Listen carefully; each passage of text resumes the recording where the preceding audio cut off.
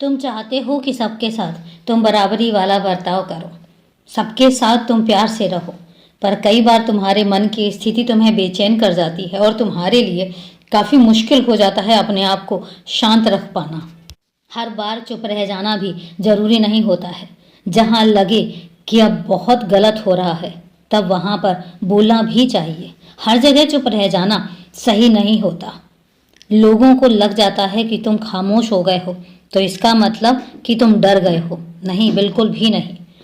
लोगों की इस गलतफहमी को कई बार दूर भी करना चाहिए और तुम्हें अपने लिए आवाज़ भी उठानी चाहिए। मैं तो तुम्हारे साथ खड़ा हूँ, तुम्हें सहारा देने के लिए, तुम्हें प्रोत्साहन देने के लिए, और जहाँ पर मुझे लगेगा कि यहाँ पर तुम्हें नहीं बोलना चाहिए, वहाँ मैं तुम्हें रोक दूंगा। लेकिन जहाँ पर लगे कि तुम्हारा चुप रहना सही नहीं है, वहाँ पर चुप रहने की ज़रूरत नहीं है। और फिर चिंता क्यों करते हो?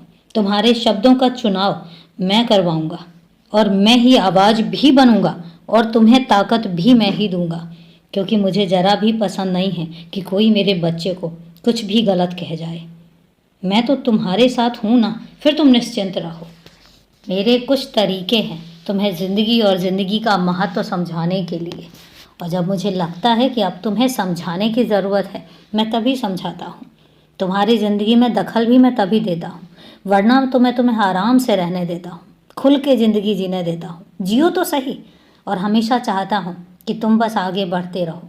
हर अंधेरे के बाद रोशनी आती है, और वह रोशनी तुम्हारी ज़िंदगी की सारी तकलीफ़ें लेकर चली जाएगी। और तुम्हें पता है, तुम्हें पता भी नहीं चलेगा कि तुम्हारी ज़िंदगी की तकलीफ़ें कब तुमसे दूर हो गई।